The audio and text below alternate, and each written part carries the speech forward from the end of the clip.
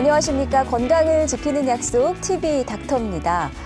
벌써 6월 초인데 낮 기온이 30도를 넘어서는 곳이 꽤 많더라고요. 이렇게 때이른 무더위로 부산의 일부 해수욕장도 조기 개장을 했죠.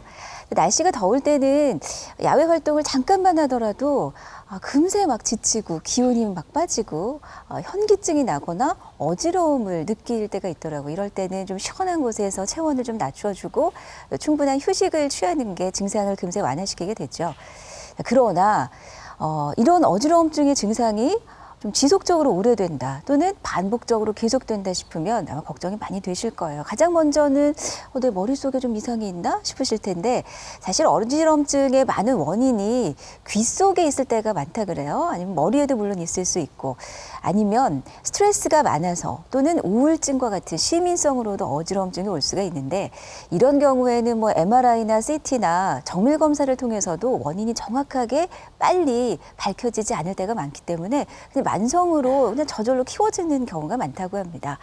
자, 이럴 때는 원인을 정확히 찾아서 그에 맞는 또 정확한 진단을 받고 치료에 들어가야 되겠죠. 자, 오늘은 이 어지러움증을 찾을 수 있는 원인 그리고 이 원인을 한방으로 제대로 치료할 수 있는 방법을 알아보겠습니다. 오늘 도움 말씀 주실 김상대 한의사와 함께하겠습니다. 안녕하세요. 안녕하십니까. 안녕하십니까.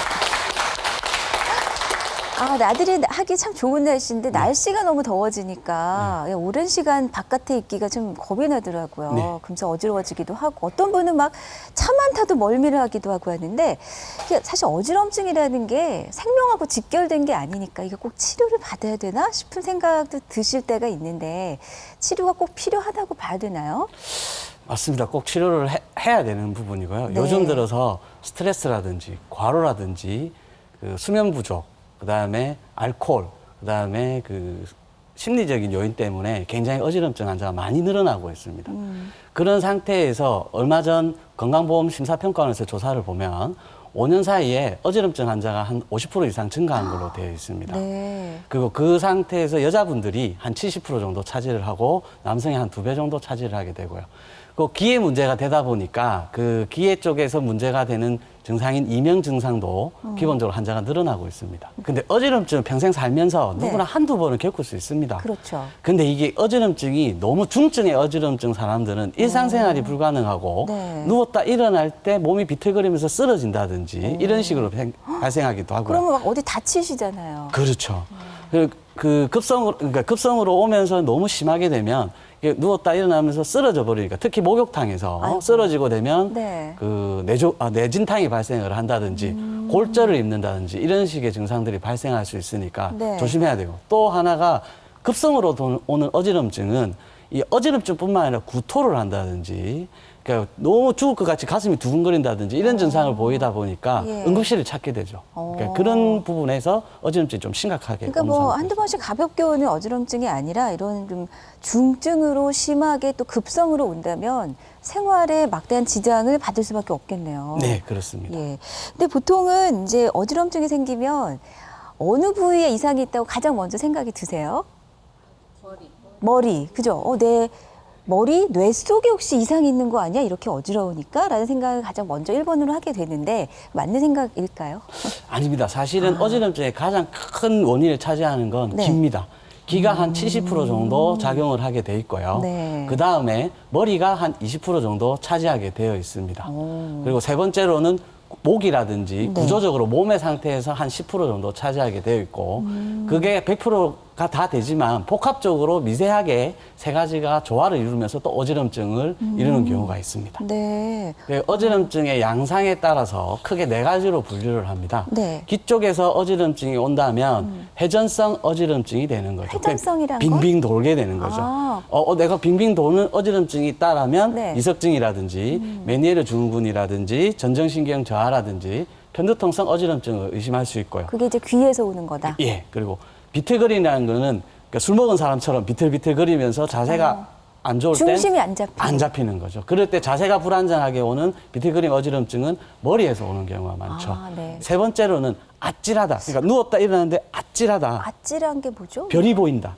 아, 번쩍한다. 예, 번쩍거리면서 아찔하다. 이런 네. 거는 순간적으로 머리 쪽에 피가 들어가는 거니까 기립성 저혈압. 맞아. 예, 그리고 네. 미주신경성 실신.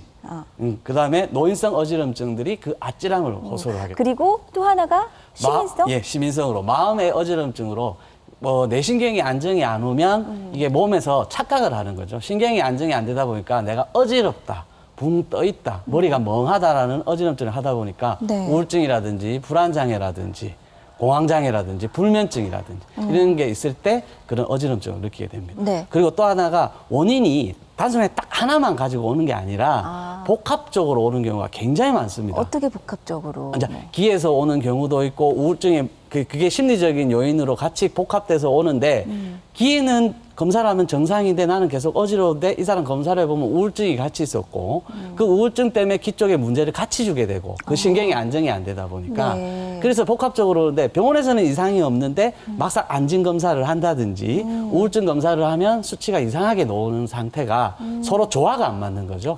그러다 보니까 기본적으로 어지럼증이 찾기가 힘들게 되고 그 어지럼증 환자들 때문에 많이 힘들어하게 되는 거고. 그러니까 그 증상만 가지고 그 질환들을 찾다고 생각을 하니까 아까 전에 말씀드린 것 중에 한 그 16가지, 20가지가 되는 질환이 있는데 네. 그중에 그걸 딱 집어서 이야기한다는 게 상당히 힘들죠. 그러네요. 사실. 예. 예. 그래서 병원을 찾았지만 원인을 찾지 못해서 좀 고생하시는 분들이 계신데 한방 치료를 받기 위해서 찾는 환자들이 계셔서 저희가 만나봤거든요. 어떤 증상을 겪으셨는지 들어보시죠. 머리가 그러니까 뭔가를 해야 되는데 집중이 안 된다고 해야 되죠. 그 정도로 머리가 멍하고 왜 약을 심하게 쓰고 뭐 환각 증상 비슷한 느낌? 그러면서 뭘 해도 사람이 붕붕 떠 있는 느낌이 들었었어요, 사람이. 걸어다니면 정신이 아찔하면서 딱 어지러워요. 예. 그래가지고 누워갖고 머리를 이래야 돌아누우면 어지럽고. 뒷목이 아프면서 뻐근하면서 뒤가 이렇게 휑하니 왜 사람이 공중에 붕 떠 있는 것처럼 그러면서 뒤로 넘어갈 것 같이 어지러워요. 멀미가 심하면 정신이 없는 정도? 머리가 많이 어지럽고 그래가지고 재작년에 MRI까지 찍어봤는데 머리에 뭐 그렇게 큰 이상은 없다고 나왔고요. 지금 너무 어지럽거든요, 제가. 네. 지금 인터뷰하는 중에도 이런 증상을 느끼셨네요. 네. 치료 중이신 거죠? 이제 치료 중인 환자분이십니다. 네. 아니 계속 이제 붕 떠 있는 느낌이라는 얘기를 많이 하시네요. 네. 비슷한 증상으로. 예. 한방에서는 이런 어지러움증의 원인을 어디에 있다고 좀 이렇게 보시는 건가요? 크게 한 5가지 정도로 봅니다. 그러니까 한의학적으로는 그 열이 많은 사람들, 저희들 위로 열이 자꾸 뜨는 사람들이 네. 신경이 흥분이 잘 하게 되고 피가 몰리게 되고 그러니까 귀 쪽에 혈류량이 떨어지다 보니까 네. 열이 많이 몰리는 사람들이 그 원인이 가지고 있죠. 그러면서 그 사람들이 손발이 또 뜨겁고 머리도 뜨거운 사람이 있는 반면에 네. 머리만 뜨겁고 배는 차고 그러니까 위아래 순환이 안 되다 그 보니까 안 좋은 거죠. 그렇죠. 두 번째는 허해가지고요. 몸이 기력이 떨어지고 윤택이 부족하게 되고 네. 나이가 드신 분들이 대부분 많고 그러니까 여자분들도 처지고 막. 예. 몸이 깔아지면서 내가 어지럽다. 그러니까 혈액순환이 떨어지다 보니까 누웠다 일어날 때 이런 분들이 어지러움증을 많이 호소하죠. 그래서 여자나 이제 노인분들께 많은 거예요. 그렇죠. 예. 그다음에 담음, 노폐물. 그러니까 우리가 일반적으로 많이 붓는 사람들 있지 않습니까? 네. 몸이 많이 부어서 순환이 안 된다는 거니까 그 노폐물들이 정체가 되다 보니까 어지럼증을 유발을 하게 되고 네.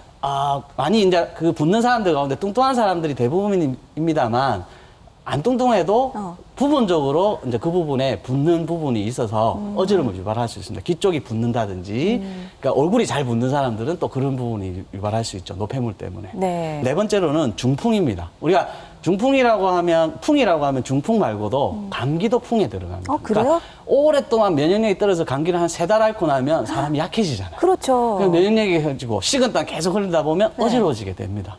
그러니까 그 면역력이 떨어지면서도 그걸 풍에 들어가게 되는 거죠. 다섯 번째는 네. 우라.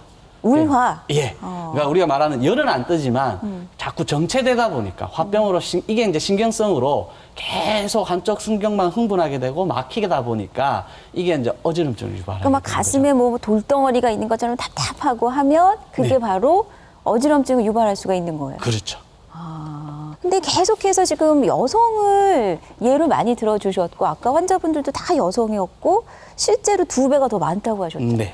아니 여자들한테 왜 이렇게 어지럼증이 많이 생기나요? 좀 억울한 부분이 드네요. 생각이. 제가 농담처럼 이야기하면 네. 여자분 같은데 성별은 여자분인데 네. 성격이 남자분이라든지 네. 이런 분들은 조금 덜해요? 덜하고 어머. 또 남자분인데 여성 같은 성격을 가지신 네네. 분도 어지럼증이 더 많을 수 있는 진짜요? 거죠. 오, 신기하네요. 그러니까 그 비율을 그렇게 이해를 하시면 되는 거고 여성분들이 가장 많은 이유는 네. 첫 번째가 여성 호르몬이 실질적으로 이 혈관계라든지 순환계라든지 몸이 붓는 거라든지 그쪽에 신경계의 작용이 굉장히 많습니다. 그리고 여성분들이 남성분보다 잘 체합니다. 그러니까 소화기가 약하다 보니까 이 소화기가 약하면 네. 쉽게 이야기하면 이쪽 심장에서 피가 가서 네. 이쪽을 소화를 시키려고 피가 이쪽에 몰리다 보니까 그렇죠. 상대적으로 머리 쪽에 피가 덜 가게 되죠. 아. 그러다 보니까 어지럼증을 호소하는 이쪽은 경우가 많죠. 허해지고 이쪽이 몰리다 보니까. 그렇죠. 그러다 보니까 어지럼증이 호소를 많죠. 그리고 네. 여성분들이 대부분 가지고 있는 그 증상 가운데 하나가 편두통입니다. 맞아요. 네. 한 번 이상은 다 앓고 계실 텐데 그냥 예. 지나가잖아요, 보통은. 예. 그 편두통의 원인이 아까 전 어지럼증 원인하고 똑같습니다. 사실 그래서 그 편두통 환자들이 여성의 한 절반 정도가 편두통을 앓게 되는데 그럼 편두통도 여성 호르몬의 영향을 받아서 여자에게 더 많다는 얘기인가요? 그렇죠. 아, 그래요? 예. 그래서 편두통도 여성에게 굉장히 호발되는 질환으로 나오고요. 네. 편두통이 있으면서 머리만 아픈 사람도 있지만 어지러운 사람도 있고요. 어지럽지 않은 사람도 한 반 정도 되죠. 그런데 편두통 없이 어지럼증만 오는 경우가 있죠. 그런데 이게 시간이 지나면 같이 와요? 어지러운 게 먼저인지 편두통이 먼저인지 헷갈려 하죠. 환자들이 대부분. 그래서 이게 한 10년 정도 돼서 오면 네. 둘 다 있다고 항상. 그러는데 10년까지? 예, 예. 제가 본 환자분 가운데는 메니에르 증상 가지고 한 30년을 고생을 하셔서 하신 분도 이게 편두통에서 시작했는지 어지럽증에서 시작했는지 헷갈리신다고 처음에는 이야기를 하시더라고요. 예. 그렇다 보니까 그 환자분들이 많고 이 젊은 여자들에서 한 10명 중에 2-3명 정도는 항상 그 편두통과 함께 어지럼증을 같이 가지고 있는 경우가 굉장히 많아서 네. 여성분들이 많게 되는 겁니다. 네네. 억울한 것 중에 하나가 편두통이든 어지럼증이든 겉으로는 잘 표현이 안 되잖아. 남들은 잘 몰라. 나는 너무 힘들어 죽겠는데. 그래서 막 꾀병으로 오해받기도 하고 좀 억울한 면이 있을 것도 같아요. 실제로 환자들이. 환자들이 처음에 오면 네. 이제 남편분하고 오는 경우가 한 10명 중에 3분 정도 아, 계십니다. 같이 따라오시는 거예요? 예, 그래서 상담을 하다 보면 남편분은 다 그 방관자적 입장에서 남 정말- 얘기하듯이. 예, 예. 병원 검사도 다 했는데 네. 이상은 전혀 없는데 여자분은 아프다고 하고 그 아픈 것 때문에 괴로워서 움직이지도 못하고 일상생활도 못해서 그러니까 저한테는 하소연하니까 우시는데 남편분은 뒤에서 저 여자 깨병이다 깨병 이런 눈빛 있지 않습니까? 그런 눈빛을 보이는데 그때 이제 남편분한테 이야기를 할 때 남편분한테 그렇게 이야기해요. 전립선 질환 남자만 있지 않습니까? 그렇죠. 그 전립선 아프시면 여자가 어떻게 알겠냐고. 모르죠. 똑같은 것처럼 편두통이나 어지럼증은 여성병이 대부분이기 때문에 네, 네. 이해는 못 하시더라도 정말 일상생활이 불가능. 다리가 부러졌으면 차라리 불쌍하게 여기시겠지만 그러니까 눈에 딱 드러나니까. 근데 이 어지럼증이 나한테 정말 있는지 이상이 있는 건지를 혼자서 일단은 먼저 좀 자가 진단할 수 있는 방법이 있었으면 좋겠어요. 아, 크게 이제 간단하게 있어요? 자가 진단 방법이 있습니다. 네. 예, 한 세 가지 동작을 위해서 네. 따라해 보겠습니다. 예, 바로 따라해 보시면 됩니다. 양 발을 앞으로 붙여서 네. 앞으로 일자로 한 이후에 그 상태에서 10초 정도를 버티셔야 됩니다. 10초 이상을 버텨야 정상이고요. 아이고, 넘어지셨어요. 예, 이렇게 넘어지시고 5초에서 10초 사이면 이상이 온 거고 네. 5초도 못 버티시면 굉장히 문제가 많으신 겁니다. 그래서 그걸 확인해야 되고 두 번째로는 네. 두 팔을 벌리고 네. 기본적으로 남이 어느 손가락으로 코를 한번 집어보세요라고 합니다. 네. 그 집어봤을 때 코에 제대로 가야 되는데 못 간다면 그런 문제가 생기게 되는 거죠. 세 번째로는 그 가슴에 손을 얹고 제자리 걸음을 걷습니다. 그게 50발자국 정도 걷는데 딱 걷고 나서 왼쪽으로 갔다든지 오른쪽으로 갔다든지 앞으로 갔다든지 뒤로 가면 그쪽에 벌써 신경에 문제가 있는 겁니다. 이 세 가지 동작으로 어지럼증이 있는지 자가 진단할 수 있다. 네. 지금 여러분은 앉아 계시니까 일어서서 하고 싶으시죠? 네. 제가 대신 한번 해보시겠습니다. 아까 처음에 어떻게 하라 그랬죠? 처음에 그 아, 발을 일자. 일자로 예, 아. 일자를 한 이후에 네. 양팔을 벌립니다. 이건 눈을 뜨고 감고. 눈을 감고. 저 하이힐 신어서 어려울 수 있는데. 그럼 야. 병자가 되시겠는데요. 눈을 감고 눈을 감고 네. 그렇게 한 상태에서 10초간을 버티셔야 됩니다. 어머, 어려워요. 5초도 안 됐습니다. 이래 되면 문제가 오시는 겁니다. 아 진짜요? 예. 진짜 이렇게 한쪽으로만 넘어가요? 그렇죠. 그 왼쪽이고 그리고 네. 발을 바꿔서도 해야 됩니다. 그래요? 예. 눈을 그- 감으니까 정말 딴 세상이 되네요. 그러니까 이게 보는 것이 네. 무게 중심을 보는 거라서 뒷발꿈치가 이렇게 들리시면 중심이 안 잡히니까 네. 몸의 중심이 한쪽으로 쏠려 있다는 걸 확인할 수 있는 그리고 아까 또 검사법이죠. 뭐 했죠? 뭐 두 번째 검사가 네. 자 눈을 감고 팔을 벌려서 그건 일자 아니고 11자로? 예, 네. 붙여서 자 제가 지정을 해드립니다. 집게 손가락으로 코를 만지십시오라고 하면 이렇게 해서 눈을 감고 예 눈을 네. 감고 집게 손가락으로 코를 코끝을 왼쪽이요, 대십시오. 오른쪽이요? 아 왼쪽 집게 손가락으로. 왼쪽. 예. 코? 예, 코끝요. 제대로 가시네요. 아, 다행이에요. 자, 이번에는 오른쪽 네. 새끼손가락으로 코끝을 하십시오. 새끼 이거요? 예, 새끼손가락. 아 잠깐 여기 예. 있고. 이래 되면 이게 이제 손해에서 중심을 잡는 기능이 조금 떨어지게 돼서 진짜요? 예, 그렇게 되고 맨 마지막으로는 네. 이제 가슴에 손을 이렇게 포개셔가지고 네. 눈을 감고 제자리 걸음 50걸음을 합니다. 이렇게 했을 때 예. 내가 오른쪽으로 가냐 왼쪽으로 가느냐. 예, 그렇죠. 근데 보통 10도 사이는 이상이 없는 걸로 이야기를 하고요. 근데 15도 이상이 가면 어떤 분이 저 멀리 가시는 분도 계신 거예요. 앞으로 가시는 분도 있고 앞으로. 뒤로 가시는 분도 있고 이쪽으로 틀어지신 분, 이쪽으로 틀어지신 분. 이제 이상이 있으신 분은 그렇게 되죠. 와, 기억해 두셨다가 집에서 한번 해보시기 바랍니다. 근데 만약에 여기서 이상이 있다고 하면 그러면 자, 어지럼증에 문제가 있으니까 이 원인을 찾아야 된다는 거죠. 근데 아까 그 편두통으로도 어지럼증이 있을 수 있다고 하셨고 제일 흔한 것이 귀. 네. 귀 쪽에 그러면 어떤 이상이 있기 때문에 어지럼증을 발현할 수 있죠?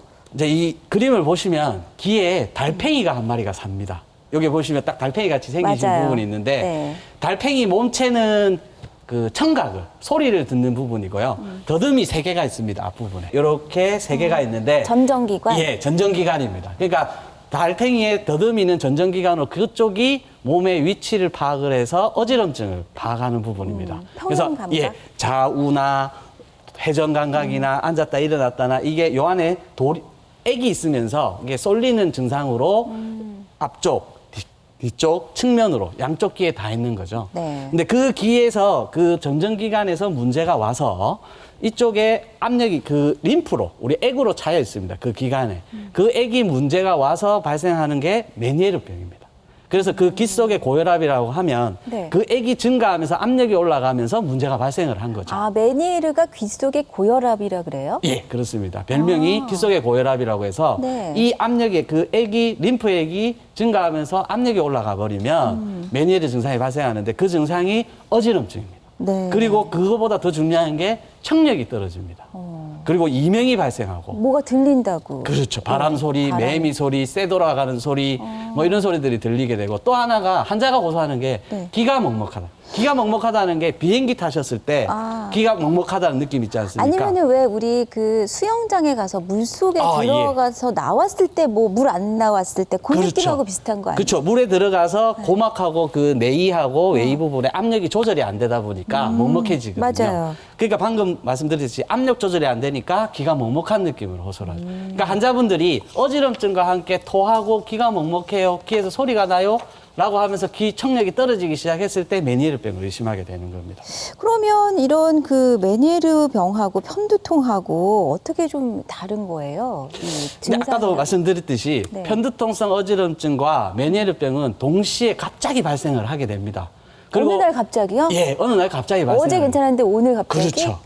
그러니까 이게 서서히 안 좋았다가 역치가 되면 어느 한계에 이르면 확 발생을 하게 되는 거죠. 물이 끓듯이. 그렇죠. 예. 그렇게 되는데 이 두 병 다 갑자기 발생하게 되고 아까 말씀드린 편두통이 먼저인지 메니에르가 그 어지럼증이 먼저인지 구별이 안 되듯이 네. 근데 두 병이 나중에 시간이 지나면 섞여 버립니다. 그런데 처음 발생할 땐 차이가 납니다. 편두통성 어지럼증은 이 높은 소리. 그러니까 이명 소리가 굉장히 크게 나는 거죠. 소프라노처럼. 예, 높은 소리가 나는 거죠. 네. 그다음에 이게 빛에 민감해집니다. 나는 평상시에 청각에 민감한지 빛에 민감한지 보시면 이 사람들은 빛에 민감하고 섬광이 생기기도 합니다. 이게 머리가 아플 때 눈에서 번쩍하는 그런 느낌이 날 때 편두통성 어지럼증을 의심하게 되고요. 네. 그다음에 편두통성 어지럼증 있을 때, 편두통이 있을 때 여자분들이 많이 하는 것 중에 자고 일어나세요. 그러니까 자고 일어나면 괜찮아지면 이건 편두통성 어지럼증이에요. 그런데 실제적으로 메니에르병은 낮은 소리에서 어지러우면서 네. 소리가 나게 되고, 그다음에 귀 속에서 아까 말한 대로 꽉 차게 된다든지 청력이 떨어지게 된다든지, 그다음에 누워 자고 일어나도 계속 어지럽고 누워 있어도 어지럽고 계속 어지럽게 되는 거죠. 그러면 자고 나서 일어나도 증상이 계속 지속된다. 되는 거죠. 메니에르는 예, 그렇죠. 어지럼증이. 예, 그런 차이가 있습니다. 그리고 전구 증상이 있고 없고가 있네요. 예, 아까 말씀드린 대로 전구 증상이라는 게 머리가 아프기 전에 그나 어지럽기 전에 성광이 비친다든지 반짝한다든지 계속 멀미가 나려고 하는 그 증상이 딱 있으려고 할 막 때는 미습거리는 거요? 그런 증상이 있을 땐 대부분 그 편두통성 어지럼증이고, 어지러워지고 나서 속이 안 좋은 거는 메니에르가 많은 거죠. 아, 근데 그 이석증이 생겨도 좀 어지럼증이 많이 생긴다고 하더라고요. 네. 그러면은 이석증과 메니에르는 또 어떤 차이가 있는 거예요? 이게 다 같은 귀에 이상이 생긴 거잖아요. 그렇죠. 예. 그림을 보시면 네. 이 메니에르는 아까 말했는데 그 더듬이 3개 가운데 림프액이 증가하면서 이게 팽창이 됩니다. 이쪽이 부었죠. 팽대부. 어디가요? 이쪽이 빨간색. 팽대부라고 해서 이게 부었습니다. 이게 이쪽에 액이 들어가면서 부으면서 터져버려요. 그래서 체액 균형이 조절이 안 된다. 부어서 체액의 림프라고 하는 체액이 균형이 안 되다 보니까 한쪽이 붓다 보니까 터져버려서 온 게 메니에르고, 네. 이쪽 오른쪽 그림을 보시면 이석은 요 전정기관에서 돌이 있습니다. 이게 쌀이 아니고요. 벌레같이 생겼는데요, 선생님?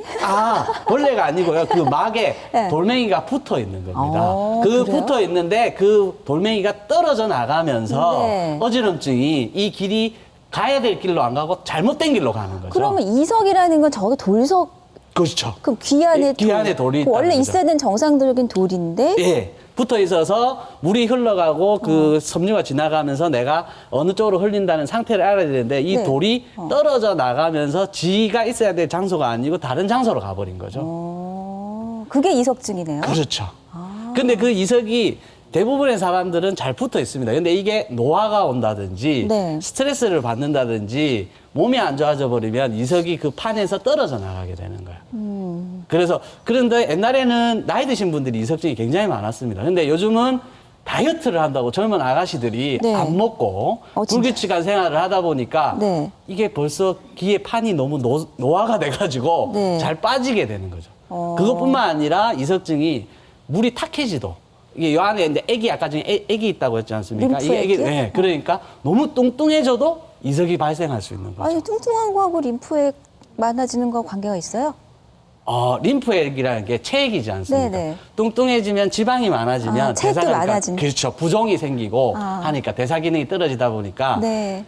전체적으로 하면 뚱뚱한 거지만 사실 몸은 뚱뚱해도 귀 쪽에서 이 순환력이 떨어지게 됨으로 인해서 실질적으로 그렇게 이제 액이 조절이 안 되는 그럼 갑자기 거죠. 체중이 불거나 해도 이 어지럼증이 이석증으로 유발할 발현할 수도 수가 있고 있다. 메니에르처럼 압력이 조절이 안 돼도 발생할 수도 있고. 근데 이 기본적으로 네. 그 이석과 메니에르의 가장 큰 차이는 이석은 자세를 바꿀 때 어지럽습니다. 그러니까 누웠다가 왼쪽으로 돌린다든지 오른쪽으로 돌릴 때 어지러운데 아까 메니에르는 그냥 누워 있어도 계속 하늘이 돕니다. 자세에 관계없이 계속 어지러우면 메니에르고 네. 자세가 변화가 왔을 때 어지러우면 이석입니다. 혹시 이석은 뭐 달그락달그락 소리는 안 나요? 이게 거의 먼지 같은 수준의 크기라서요. 소리가 날 수가 없습니다. 귀 안에 물 안에 가득 차 있으니까. 전에 돌이라 그래서. 그렇다 보니까 좌우 쪽으로 어. 자세를 바꿀 때 어지럼증이 호소를 하게 됩니다. 자, 그러면 한방에서는 어떻게 그 진단을 하는지 좀 검사 방법을 알고 싶은데요. 네. 일단 몸에 아까 전에도 말씀드렸지만 귀의 문제지만 몸의 상태가 어떻는지를 확인을 해야 됩니다. 네. 그래서 양자 검사라고 해서 손바닥에 미세 전류를 흘려서 기본적으로 몸의 상태를 오장육부의 상태를 확인합니다. 보통 한 1분 30초 정도로 확인을 하는데요. 네. 그 상태로서 머리에서부터 발끝까지 그 미세 전류의 그 확인을 해서 몸의 상태를 확인할 수 있고요. 두 번째는 집게 손가락의 끝에 있는 혈관을 보면서 혈관의 파동과 혈액의 흐름 상태를 인해서 내가 혈액순환이 얼마나 된다, 그리고 스트레스를 얼마나 받고 있다를 확인을 해서 기본적으로 상태를 확인하죠. 세 번째로는 혀 사진을 찍습니다. 혀가 네. 저희들이 양치질을 합니다만 태가 낀다든지 노폐물이 낀다든지 피곤해서 붓는다든지 기본적으로 위장이 안 좋아서 갈라진다든지 이런 걸 확인할 수 있기 때문에 네. 환자가 말을 하지 않아도 몸 상태를 확인할 수 있는 방법이죠. 네 번째로는 맥진을 합니다. 네. 기혈의 흐름을 봐서 오장육부의 허와 실, 몸이 약한지 이게 액이 많아진 건지 액이 부족해진 건지 이걸 확인할 수 있는 상태고요. 5번째로는 복부를 눌러봐서 위나 장이나 방광이나 간이나 이런 횡격막들의 운동성이 괜찮은지 확인을 해서 보고요. 마지막으로 안진검사라고 해서 네. 눈떨림을 확인을 합니다. 머리를 흔들어서 이 기의 신경에 문제가 오면 눈떨림으로 확인이 가능합니다. 환자들은 볼 수 없지만 저희들은 이걸 봐서 돋보기처럼 돼 있어서 그 눈떨림으로 어지럼증을 확인할 수 그러니까 있습니다. 내가 막 눈을 일부러 이렇게 막 떠는 게 아닌데 저절로 막 이렇게 눈동자가 떨리면 그것도 이상이 있는 거예요. 그렇죠. 그러니까 이런 진단 방법을 통해서 이게 메니에르냐, 뭐 이석증이냐를 판단을 하신다는 거죠. 그렇죠. 그러면 이제 진단이 정확하게 나오면 치료에 들어가잖아요. 네. 한방에서는 어떤 치료 방법을 씁니까? 그 한방에서는 기본적으로 메니에르 병이 이 어지럼증의 가장 마지막 병입니다. 복합적으로 마지막에 와서 환자들이 호소를 하는 게 메니에르 증상을 많이 호소를 합니다. 네. 근데 아까도 말씀드렸지 메니에르 증상은 체액이 팽 붓다 보니까 네. 짜게 드시면 더 붓게 되지 않겠습니까? 그래서 귓속의 고혈압? 예, 그렇죠. 아. 그렇다 보니까 짜게 드시지 않고 네. 기본적으로 그 짜게 드시지 않아서 물기가 많이 빠져야 되니까 일상생활에서 음식 조절이 중요하고요. 네. 그러면 또 부었던 걸 빼내기 위해서는 운동을 하시면 기본적으로 활동적인 운동을 해서 땀을 빼내면 압력이 같이 줄지 않겠습니까? 그런 방법을 써야 되고요. 그 다음에 일반적으로 신경이 또 안정이 와야지. 왜냐하면 어지러워지니까 이러다 내가 죽지. 불안해하니까 마음을 안정을 시키는 그런 방법들도 필요합니다. 그리고 네. 기본적으로 또 술이라든지 카페인이라든지 이런 또 알러지를 유발할 수 있는 물질들을 먹어도 이 귓속이 흥분하게 되죠. 술을 적당량 먹으면 혈액순환이 잘 되지만 많이 많이 드시면. 먹으면 아침에 붓지 않습니까? 네. 이게 그거고 카페인도 신경을 흥분시키다 보니까 이 압력이 올라갈 수 있습니다. 그래서 일상생활을 하게끔 그런 일상생활의 음식과 생활요법이 굉장히 중요하고요. 네. 그러면서 한방적으로 왕뜸요법이라든지 부항요법이라든지 약침, 매선요법을 시행함으로 인해서 하겠습니다. 네. 지금 보시고 있는 장면은 왕뜸요법인데요. 아. 왕뜸은 양이 많아서 왕뜸이라고 정말 하고요. 왕뜸이네요. 예. 그래서 한 50분간 하는데 복부에 함으로 인해서 복부의 혈관을 넓혀주고 혈액순환을 좋아지게 하는 거죠. 네. 그래서 위쪽으로 몰려있던 피를 아래쪽으로 잡아 당겨주기 위해서 아래쪽으로 하고요. 네. 두 번째로는 부항요법이라고 해서 나쁜 피, 그러니까 짜다든지 피가 탁해진다든지 위쪽으로 압력이 올라간 거는 피를 뽑아줘서 어깨 쪽이나 목 뒤, 등 쪽에 피를 뽑아줘서 순환력을 좋아지게 해서 그 부분은 압력을 조절을 해주는 거죠. 네. 그래서 근육도 풀어주고요. 세 번째로는 아까 중에 열이라든지 허하다든지 그런 증상들을 볼 수 있기 때문에 약침, 한약으로 된 주사를 놔서 열도 내리게 되고 허한 거를 보하게 되는 그 주사요법을 시행하게 되는 겁니다. 그리고 네 번째로는 그 매선요법이라고 해가지고 머리 쪽에 어지럼증에 자극을 주는 신경구역이 있습니다. 네. 그 구역에 치매 작용을 일주일 동안 매일 침을 맞아도 되지만 계속 그게 아니라 침은 10분간, 20분간밖에 꽂아놓지 않지만 녹는 실을 넣어가지고 일주일 내내 침 작용을 주는 거죠. 그 실이요? 예, 그렇죠. 그래서 녹으면서 그게 자극을 계속 주다 보니까 네. 침 효과가 일주일 정도 가게 되는 겁니다. 아, 그렇군요. 그럼 이러한 그 치료 방법을 통해서 이제 메니에르나 그 이석을 이제 잡아가는 거잖아요. 네. 그럼 이런 걸 얼마나 좀 오랫동안 해야 되는지 또 하고 나서는 그야말로 뭐 완치라는 걸 기대할 수가 있는 건지 궁금하네요. 네. 이석증하고 메니에르는 좀 치료법이 틀립니다, 사실은. 이석은 아까 말씀드린 이석 정복술로 인해서 치료가 됩니다. 그러나 이석의 가장 치료의 목표는 재발 방지입니다.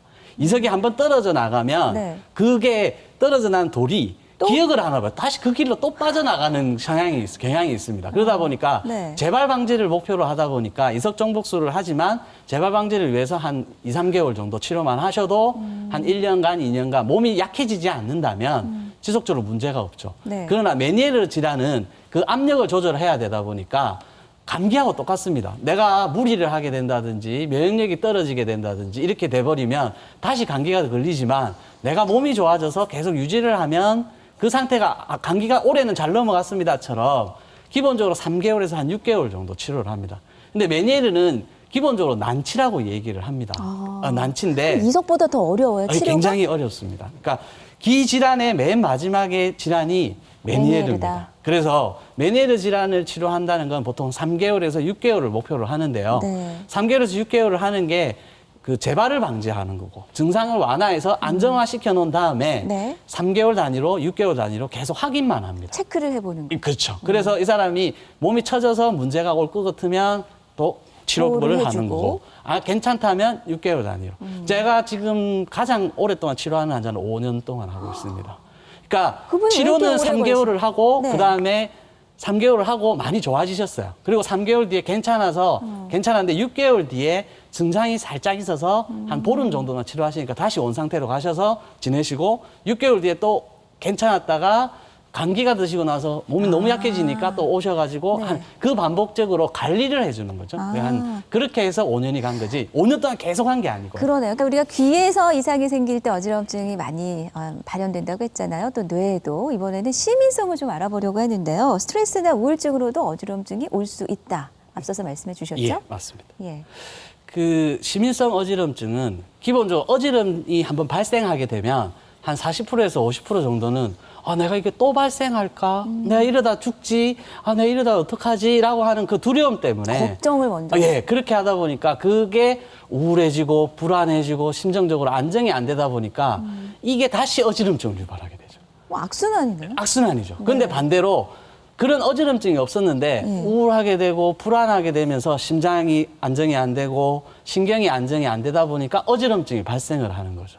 근데 이게 닭이 먼저인지 달걀이 먼저인지는 모르지만 기본적으로는 마음이 우울하고 마음이 편하지 않으면 어지럼증이 신경의 흥분으로 문제가 온다는 거죠. 근데 이분들 환자들이 대부분 머리가 붕 떠 있다.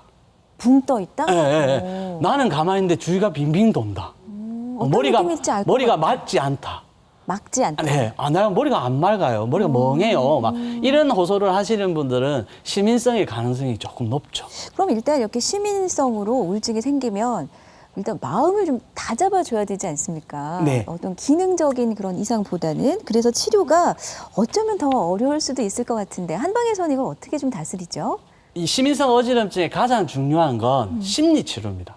이게 환자가 이게 우울증도 왔고 불안장애고 공황장애였다 보니까 이 병을 의사 선생님이 받아줘요.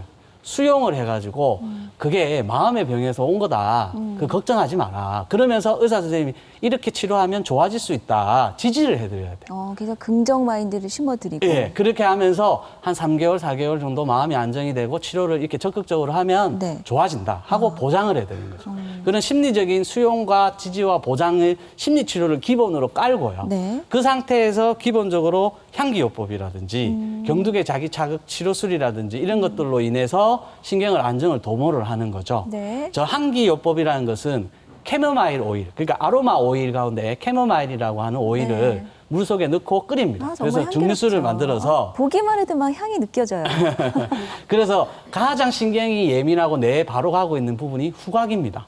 그 후각에 바로 맞춰서 뇌신경을 안정을 도모하게 되고요. 네. 두 번째로 자기장, 저 두 가지의 공 모양의 자기장을 형성해서 네. 머리 쪽에 자기장을 형성해서 뇌파를 안정시켜 주는 그 거죠. 뭔가 자극을 주는 거예요? 그렇죠. 뇌에 자기장을 주는데 자기장이라고 해서 전기 자극이 아니고 자석에 있는 자기를 줘서 네. 자극을 주는데 우울한 사람들은 그 신경이 깔아앉아 있으니까 흥분시켜주고 네. 불안한 사람들은 신경이 흥분돼 있으니까 안정시켜줘서 신경의 안정을 도모하는 거죠. 근데 이제 우울증으로 인한 어지러움 치료는 이렇게 하잖아요. 근데 주위에서 보면 교통사고 이후에 좀 경미한 후유증의 하나로 어지러움증을 호소하는 분들이 계시거든요. 맞습니다. 이런 경우에는 어떻게 해요? 일단은 여러 가지 검사법이 있지만 네. 그 회전의사 검사법이라는 것을 시행합니다. 어떤 검사요? 회전의자 검사, 회전의자 검사법을 시행하는데요. 네. 그 환자분이 회전의자에 앉아서 의사 선생님이 뒷목을 젖혀서 누릅니다. 그 상태에서 몸을 네. 왼쪽으로 5초 돌려서 5초간 버티고 오른쪽으로 몸을 돌려서 5초간 봅니다. 약간 비틀어주는 건가? 그렇죠. 그럼 목이 틀어지겠죠. 네. 그 상태에서 눈동자가 떨린다든지 환자가 어지럼증을 호소를 한다는 거는 네. 경추가 나빠서 어지럼증이 발생한다는 거죠. 근데 MRI상에는 이상은 없어도 네. 머리로 올라가는 혈관이 추골동맥, 크게 머리로 올라가는 혈맥이 앞쪽에 2개, 뒤쪽에 2개밖에 없습니다. 근데 앞쪽 혈관은 커서 막힐 염려가 별로 없습니다만 경동맥은 뒤쪽 동맥은 많이 좁아서 많이 막힙니다. 그게 근육이 붙는다든지 이래 돼버리면 신경이 흥분해서 귀 쪽으로 들어가는 혈관이 워낙 가늘어서 혈관을 수축시키면서 어지럼증이 올 수도 있고요. 머리로 올라가서 머리로 들어가는 혈관, 추골동맥에서 내저 기저부에 있는 혈관 부분이 좁아지면서 어지럼증이 올 수 있습니다. 그런데 MRI상으로나 CT상으로 이상은 없지만 근육이 부으면서 좁아진 거다 보니까 환자가 순간적으로 그런 어지럼증을 그래서 호소할 수 한번 있죠. 이렇게 비틀어 보는 거네요. 이런 게 더 그렇죠. 좁아져서 이게 자극이 오나 어지럼증이 오나. 그렇죠.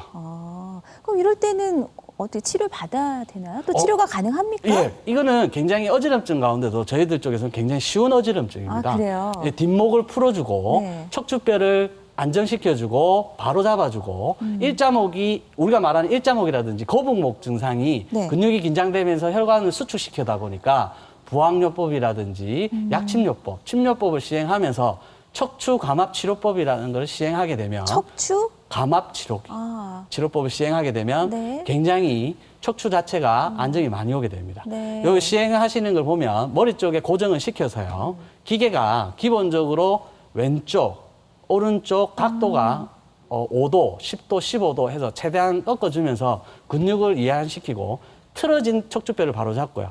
뒤쪽으로 잡아 당기면서 척추 사이 좁아진 공간을 넓혀주는 거죠. 네. 그렇다 보니까 감압이라는 소리가 되는 거죠. 압력이 높아지는 걸 줄여주면서 휘어진 척추뼈가 일자로 된 거라든지 일자가 C자로 만들어주기 위해서 작용을 하고 틀어진 부분을 바로잡기 위해서 척추 감압 치료를 시행하게 됩니다. 아니 저는 어지럼증을 가지고도 이렇게 할 얘기가 많을지 사실은 솔직히 잘 몰랐어요. 그런데 이렇게 원인도 다양하고 뭐 귀, 뇌, 몸, 교통사고, 심인성 그래서 우리가 이렇게 어지럼증을 많이 겪었네요, 그동안. 한 번 이상 많이 좀 고생을 하신 적 있으시죠?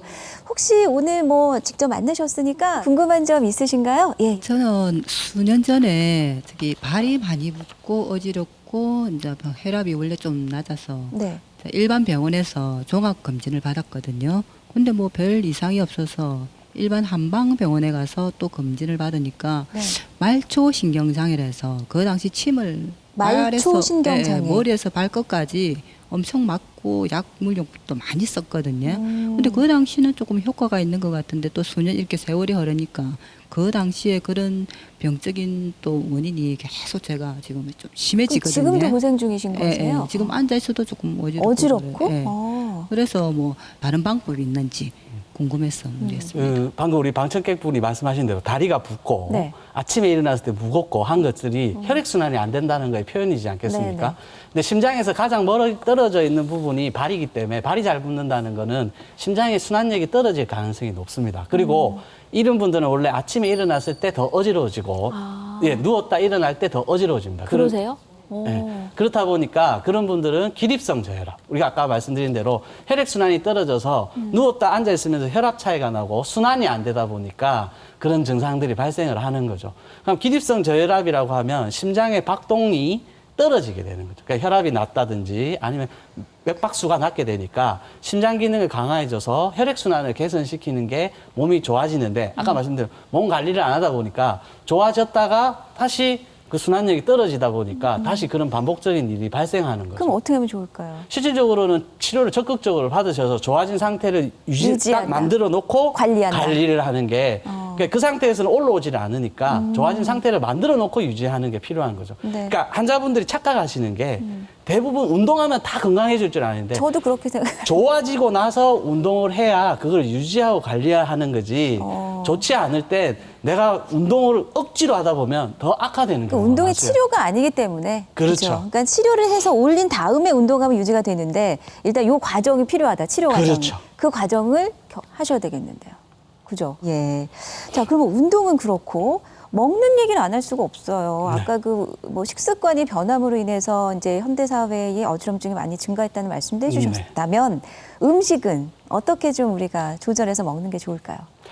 일단 음식 자체는 아까도 말했지만 제일 나쁜 거를 안 먹는 게 중요합니다. 일단 짠 음식을 안 먹는 게 제일 중요하겠죠. 네. 짠 게 제일 나쁘니까 귀 안에 혈압을 높일 수 올 수 있으니까 짠 네. 음식을 먹는 게 안 좋고. 네. 근데 그다음에 좋은 음식을 많이 먹어야 되지 않겠습니까? 좋은 음식이라는 게 기본적으로 타우린이 많다는 건 인체 기능을 좋아지게 하는 겁니다. 그래서 옛날 사람들이 그 소가 죽었다가 일어날 때 먹이는 게 낙지지 않습니까? 낙지도와 예. 그래요? 그리고 이제 그리고 두 번째로는 녹차에도 카페인은 있지만 네. 그 녹차 카페인과 커피 카페인은 조금 틀립니다. 그런데 그 녹차에는 티아닌이라고 카테킨이라는 좋은 성분이 있으니까 녹차를 먹고 또 녹차가 이뇨작용이 좋습니다. 그러니까 짠 걸 먹었으면 녹차 한 잔 먹어서 빼내는 거죠. 그런 부분이고 세 번째로는 비타민 B6지만 비타민 B군이 혈액순환에 굉장히 좋습니다. 그럼 어떤 음식인 거죠? 비타민 B군이 많은 거는 실질적으로 고기에도 많고 그 과일에도 굉장히 많습니다. 그러니까 과일이나 소고기하고 과일이 기본적으로 굉장히 많게 되니까 과일을 맛있는 조금 거여서 다행이다, 그죠? 그리고 이제 트립토판은 신경을 안정시켜주는 작용이 있습니다. 네. 신경의 안정을 시켜주기 위해서 아몬드라든지 현미라든지 그런 걸 많이 먹게 되죠. 그런데 네. 요즘 유행하는 것 중에 제가 이제 환자들한테 많이 권하는 거는 바나나입니다. 바나나요? 예, 오. 바나나가 식욕을 억제하는 효과도 있으면서 네. 몸에 짠맛을 빼내는 칼륨이 많습니다. 아, 맞아. 예, 그래서 네. 짠기를 빼내는 아까 말씀드렸지만 이게 짜면 안 되니까 네. 짠 걸 먹었다 싶으면 바나나를 하나 드시고 이러면 간편하게 드시고 싸지 않습니까? 그러니까 그러게요. 바나나 쉽게 드실 수 있고 네. 식욕을 억제시켜주고 신경도 안정시켜주는 작용이 있습니다. 바나나가. 그래서 바나나를 많이 권하게 되고 네. 변비도 해소하게 되고 장도 좋아지니까. 자, 어지럼증 질환 참 원인도 다양했고 거기에 따라서 치료 방법도 한방에서는 이렇게 여러 가지를 시행하고 있는데 음식까지 알려주셨거든요. 마지막으로 당부의 말씀도 부탁을 드리겠습니다. 어지럼증 정확히 진단하고 치료하면 두려워하실 필요가 없습니다. 너무 몰라서 환자들이 너무 이러다 죽지 않겠냐라고 하는 걱정을 하시는데 정확히 진단하고 치료하시면 두려워하실 필요 없이 일상생활을 충분히 행복하게 지내실 수 있을 겁니다. 네. 자, 오늘은 어지럼증의 한방 치료에 대해서 아주 도움 말씀 많이 해주셨네요. 김상대 한의사께 감사의 말씀드립니다. 고맙습니다. 고맙습니다.